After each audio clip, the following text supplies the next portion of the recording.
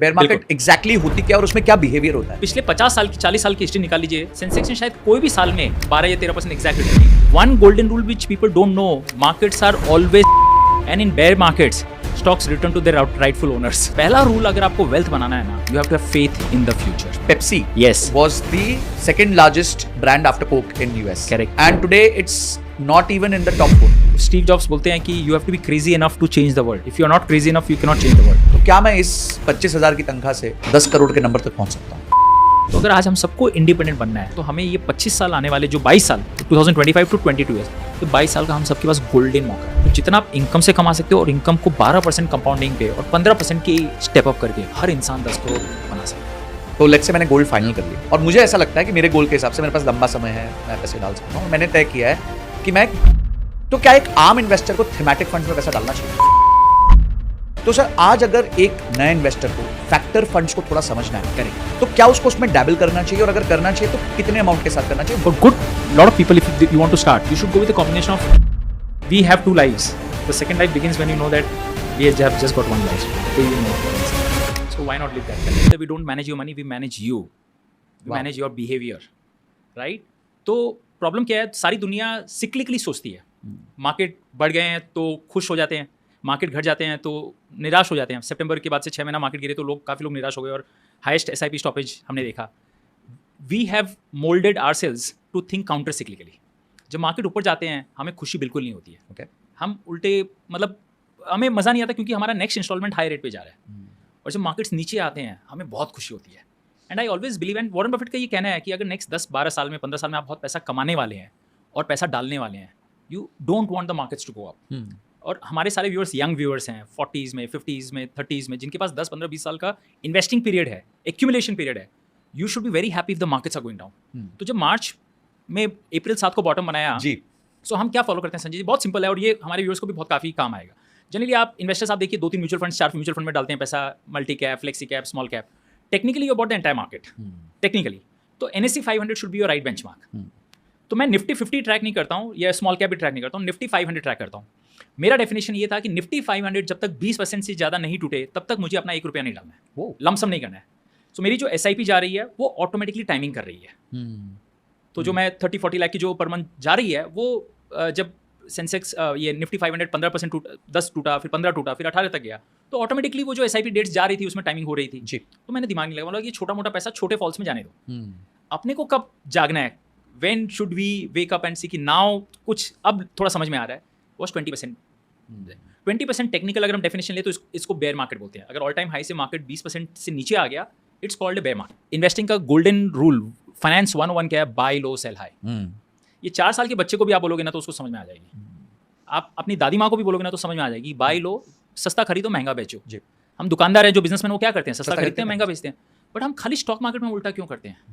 अभी जब defence sector सबसे ऊपर चल रहा है तो लोग के फोन आ रहे हैं, सर डिफेंस में डाल दूं क्या?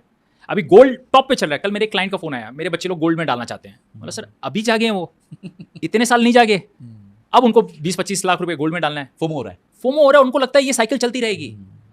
One golden rule which people don't know, markets are always cyclical. तो जो सेक्टर जो मार्केट्स अच्छे करते हैं वो बाद में खराब भी करते हैं, तभी एवरेज रिटर्न आता है। सेंसेक्स पिछले 5 साल में अगर आप देखोगे तो सेंसेक्स ने 20-25% कंपाउंडेड दिया है।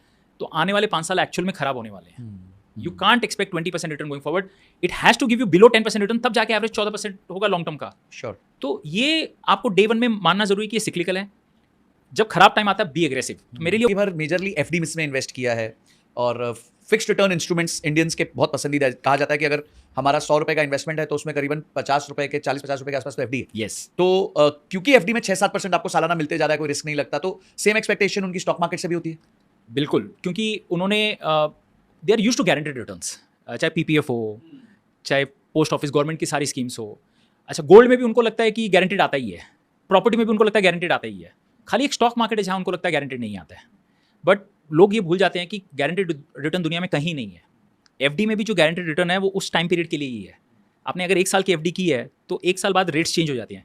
PPF में तो हर क्वार्टरली रेट्स चेंज होते हैं, सुकन्या समृद्धि में हर क्वार्टरली रेट्स चेंज होते हैं, राइट? तो बट एक्चुअल में और एक चीज़ मानिए, जहाँ सेफ्टी है, रिटर्न्स की सेफ्टी है, वहाँ आपको ये देखना है कि इन्फ्लेशन रिस्क है कि नहीं है। दुनिया में सेफ वही दे सकता है, गवर्नमेंट ऑफ इंडिया जैसे 6% दे रही है सेफ, तो इसलिए सेफ है। बट कोई रियल एस्टेट बिल्डर आपको 10% दे रहा है तो वो सेफ नहीं है। ये 15% दे रहा है तो सेफ नहीं है। जितना हाई रिटर्न के लिए आप जाओगे उतना वोलेटिलिटी रिस्क आपको लेना पड़ेगा, और लोग वोलेटिलिटी को रिस्क मानते हैं, उतार चढ़ाव को रिस्क मानते हैं। ये रिस्क है ही नहीं। एक मेरे गुरु निक मरे बात कहते हैं, to suppress volatility is to suppress returns. अगर आप वोलेटिलिटी को सप्रेस कर रहे हैं तो आप रिटर्न्स को सप्रेस कर रहे हैं, राइट। तो जितनी ज़्यादा उतार चढ़ाव होंगे उतनी ज़्यादा वेल्थ आप बनाओगे, उतना मौका मिलेगा, उतना मौका मिलेगा। Buffett भी कहते हैं कि it's a area to transfer money Money the from impatient impatient to to the the stock market is a perfect device to transfer money from the impatient impatient to patient, and in bear markets stocks return to their rightful owners, right? सही कह रहे हैं, तो सही जो deserve करता है ना उसके पास अपना पा जाते हैं। बिल्कुल, आपको कुछ करने की जरूरत नहीं है।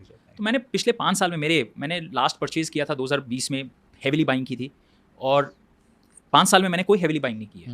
मेरी SIP जा रही है, I am waiting for that moment. 5-7 साल में एक मौका आएगा, उस वक्त go all in. The best time to invest is when you don't feel like investing. जब इतनी खराब न्यूज़ आपके आसपास चल रही है, 3rd वर्ल्ड वॉर की बात कर रहे हैं, वर्ल्ड विल एंड, ट्रम्प खत्म कर देगा।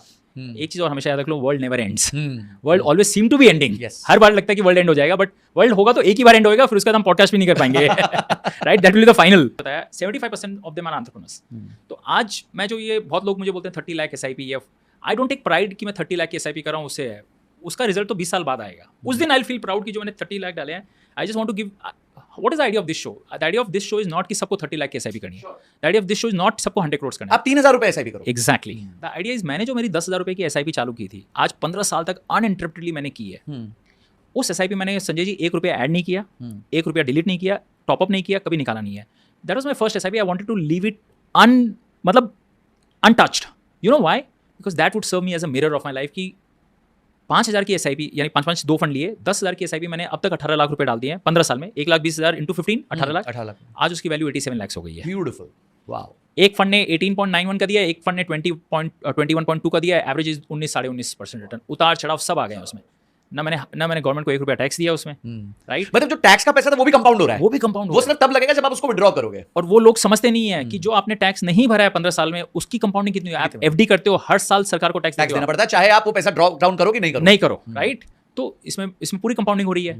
तो मैं बस ये बताना चाहता हूँ कि जो 10,000 की SIP चालू की, वो आज 1 करोड़ की बन रही है। तो आज जो आप 40 लाख की SIP करो, उसका 20 साल बाद क्या रिजल्ट होएगा। इन्फ्लुएंसर्स इंडस्ट्री में लोग आए हैं, FD तो बेकार है, FD तो होनी नहीं चाहिए। कन्वेंशनली एक बहुत बड़ा इंस्ट्रूमेंट था, सबको कंफर्ट देता था।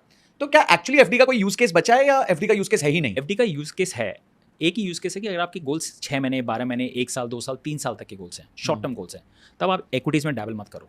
तब आपने अगर सोचा कि 2 साल बाद मुझे पैसे चाहिए, बच्चे की शादी करनी है, बच्चे की पढ़ाई, और आपने इक्विटी मार्केट में लगा दिया, 20% क्रैश हो गया, आप अपने बच्चे की शादी पोस्टपोन नहीं कर सकते हो। आप बेटे को बोल नहीं सकते हो अगले साल तुम पढ़ाई के लिए जाना, मार्केट 20% क्रैश हो गया है, राइट। तो शॉर्ट टर्म गोल्स के लिए आप FD करो। आप वही मैं बोला ना कि आप बोरीवली से अगर यहाँ गाड़ी में आए, आप फॉर्चून में 80 की स्पीड से आ ही नहीं सकते हो। आपको तो यहाँ 20 की स्पीड 25 की स्पीड में आनी पड़ेगी शॉर्ट टर्म में, राइट। तो FDs का शॉर्ट टर्म में पर्पस है, चाहे FDs करो चाहे डेट फंड्स होते हैं म्यूचुअल फंड में। मैं पर्सनली FD क्यों नहीं करता हूँ? अगर आज चलो चूंकि हम इस पर बात ही कर रहे हैं, तो मैं एक चीज़ और बताता हूँ। मैं शॉर्ट टर्म में चाहे 12 महीने का भी गोल है, 6 महीने, मैं FD कभी नहीं करूँगा। ओके, 2-3 कारण है। FD में एक क्या होता है, 1 साल की FD की, तो अगर मुझे 11 महीने में पैसे किए तो क्या करूँगा? तोड़नी पड़ेगी। अच्छा, 13 महीने में पैसे चाहिए तो क्या करूँगा? समझ नहीं आ रहा। 1 महीने के लिए फिर से लगा दूंगा और वो रेट नहीं मिलेगा, कुछ नहीं मिलेगा। 12 लोग क्या करते हैं, चलो 12 महीने FD मैच्योर हो गया, फिर सेविंग्स अकाउंट में पड़े रहते हैं 4%।